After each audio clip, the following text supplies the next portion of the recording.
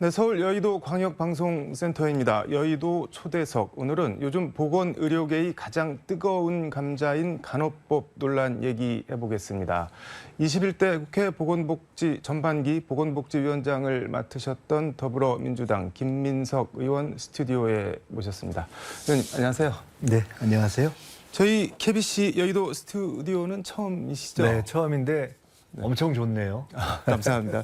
간단한 인사 말씀 부탁드리겠습니다. 네, 반갑습니다. 오늘 이렇게 스튜디오는 처음 와보지만은 우리 광주 방송 늘 이렇게 좀 와서 말씀 나누고 싶었고 그렇습니다. 오늘 앞으로도 많이 불러주시면 자주 알겠습니다. 뵙도록 하겠습니다. 그 간호법 관련한 이슈는 조금 이따 얘기를 해보고 당내 현안부터 좀 짚어볼까요? 그 지방선거 패배 후폭풍으로 민주당이 아직도 좀 시끌시끌한데 이번 지선 총괄 선대본부장을 맡으셨잖아요. 당 일각에서 이재명 당선인, 이재명 의원 책임론이 나오기도 하는데 동의하시나요? 어떤가요?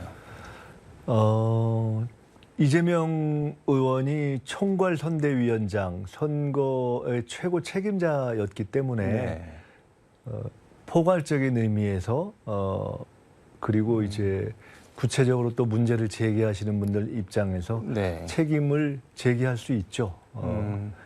그리고 그러나 이제 그 책임의 경중이 어떠한지 책임의 내용이 무엇인지 이것은 이제 평가의 영역으로 들어가는 것이고요.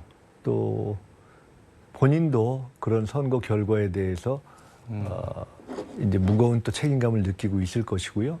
뭐 그런 점에 있어서는 충분히 평가하고 논의할 수 있는 영역이다 이렇게 봅니다.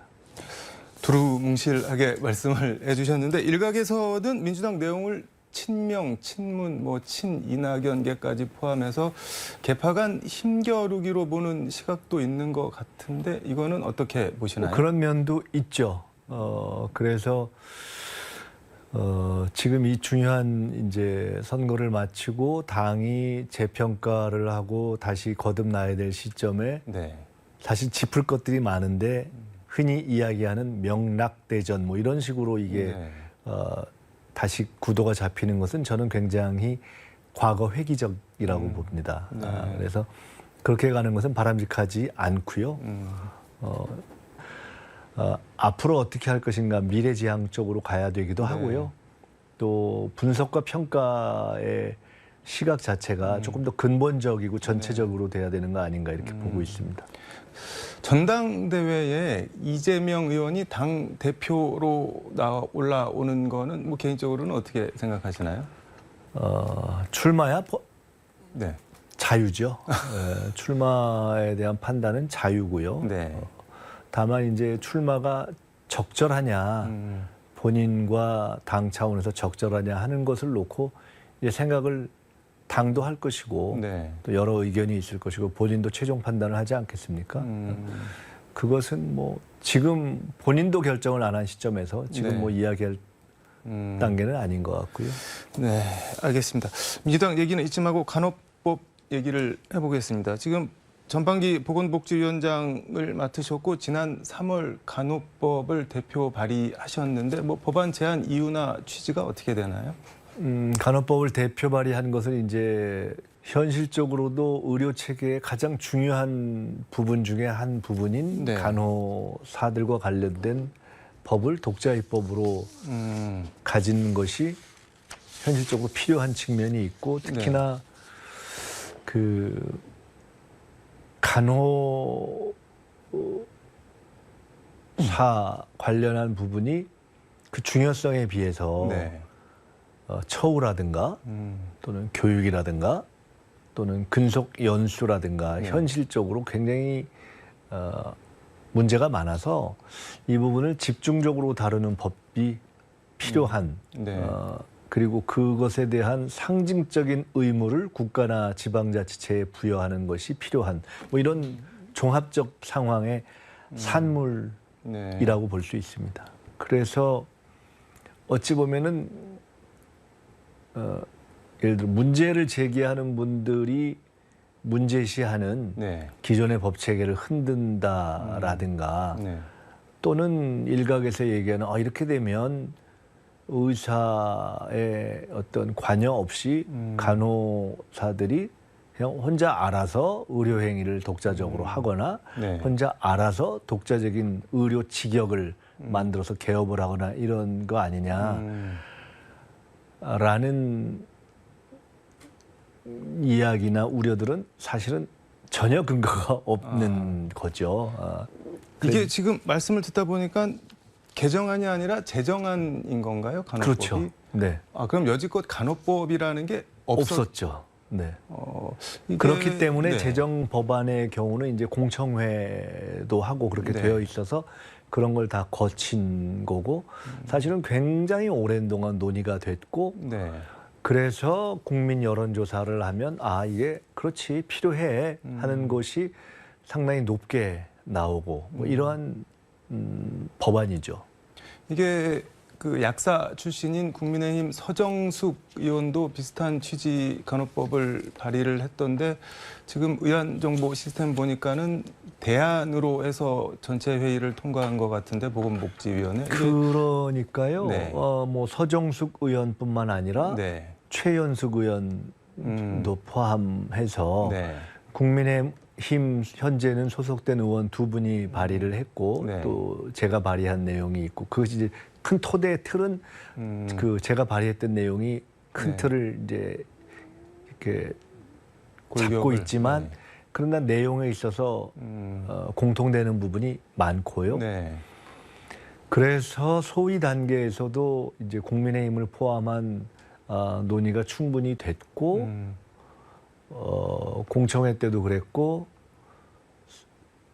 소위를 통과할 네. 때도 국민의힘 의원들이 참여를 했고 상임위를 통과할 때도 참여를 했고 그렇게 네. 된 것입니다. 그런데 네. 이제 그 당이 다른 의원들의 발의가 있었기 때문에 그것을 존중해서 네. 위원회의 대안으로 통과를 시킨 거죠. 이게 지금 보건복지위 관할 상임위는 통과가 된 상태인 건가요? 그럼요. 예.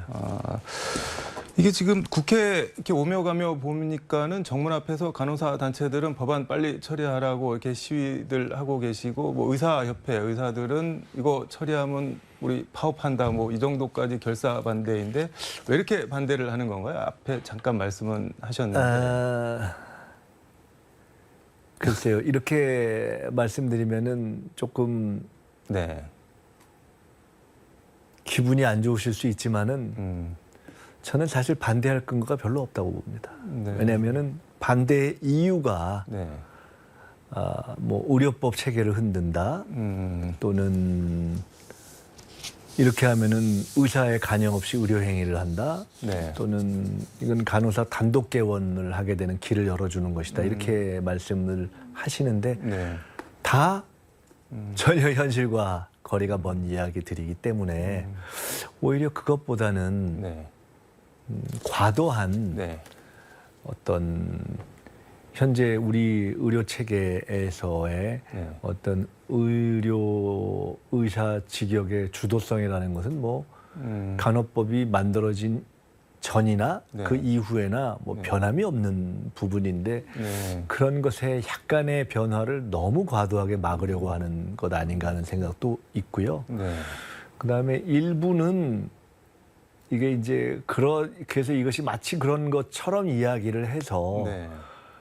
예를 들어 의사협회 등 의료 관련 단체 내부에서의 어떤 선거에서 영향을 미치는 어떤 일종의 프레임, 선거의 이슈로 잡으려는 내부의 어떤 메커니즘도 상당히 작동을 한다고 현실적으로 봅니다. 네.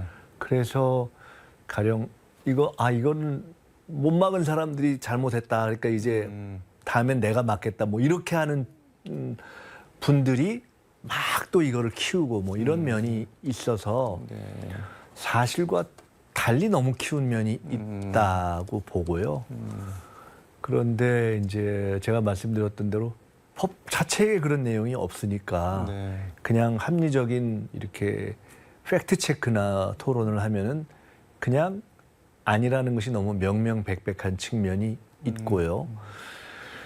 굉장히 국민의 판단과 동떨어진 판단을 한 것이죠. 네. 그리고 네. 합리적인 우려가 있을 수 있겠으나 충분히 토론을 해보면 별로 합리적인 우려라고 보이지 않는 이야기를 과하게 하시는 면들이 사실 많다, 저는 이렇게 봅니다. 이게 어쨌든 뭐 여야 합의로 상임위를 통과했으니까는 뭐 체계 작구 심사 법사위 거쳐서 통과가 다 이제 되고 저는 결국은 네. 통과될 거라고 봅니다. 네. 그리고 이제 본회의도 통과될 거고 대통령이 이거를 거부권을 행사 못 한다고 봅니다. 왜냐하면 거부권을 행사할 이유가 있나요, 대통령? 할 수가 없죠. 그러니까 국민의힘에 속했던 의원들까지 포함돼서 소위를 통과된 거 아니겠습니까? 네. 상임위도 통과됐고. 네. 그래서 결국은 법사위로 현재 가 있는데 법사위에서 결국 저 통과된다고 봅니다. 네, 알겠습니다. 21대 국회 후반기 원구성을 이제 해야 할 텐데 후반기에도 보건복지위 계속 계시나요? 아니면 네, 옮기시나요? 그렇게 됐습니다. 그러니까 뭐 그거는 이제 최종적으로는 원 구성을 다시 하면서 네. 이제 원내에서 배정을 하게 되지만은 네.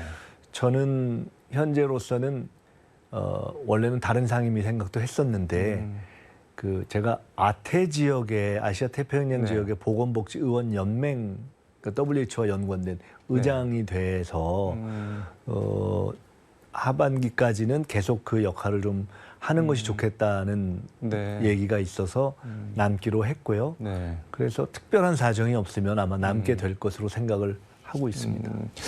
알겠습니다. 간호법 관련한 것이든 뭐 민주당에 관한 것이든 마지막으로 마무리 말씀 부탁드리겠습니다. 네. 그 간호법과 관련해서 그 간호사들의 오랜 어떤 바램 이런 것에 비춰본다면 사실은 좀 죄송할 정도로 그렇게 막 파격적인 내용을 못 담고 있는 법입니다. 그래서 현재 이 남아라도 조속히 통과시키는 것이 옳다고 보고요.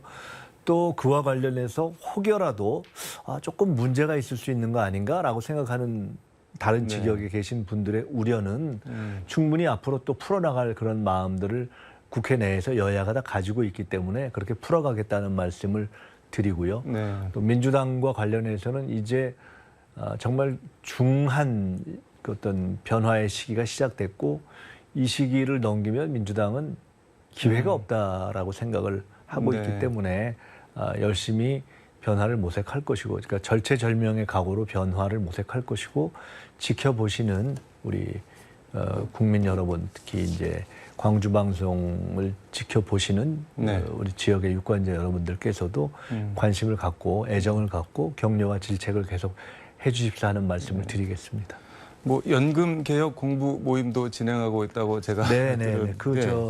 새 정부가 가장 중요한 과제를 연금 개혁으로 이야기하면서 막상 연금 개혁은 해낼 전문성이 별로 없는 분들을 연속으로 장관 후보자로 지명해서 네. 참 저희도 민망한 상황인데요. 네. 그러나 이것을 현실적으로 국회가 이렇게 받아 안아서 함께 풀어가야 되기 때문에 저희들이 준비를 차근차근 시작했습니다. 네, 알겠습니다. 국민 보건과 건강 복지 증진을 위해서 앞으로 좀 더 많은 역할을 해주시길 기대하겠습니다. 오늘 말씀 잘 들었습니다. 감사합니다. 네, 감사합니다. 네, 진료는 의사에게, 약은 약사에게, 지금은 너무도 당연하게 여기는 이 의약 분업도 지난 2000년 7월 첫 시행 당시엔 병의원 집단 휴업과 폐업 등 이른바 의료 대란이 벌어지는 극심한 갈등과 진통, 우여곡절 끝에 시행돼 지금은 완전히 자리를 잡았습니다. 간호법도 의약분업 시행을 둘러싼 소모적 갈등과 시행착오를 반면교사 삼아 국민건강 차원에서 합리적이고 상식적으로 진행됐으면 하는 바람입니다. 지금까지 서울 여의도 광역방송센터에서 전해드렸습니다.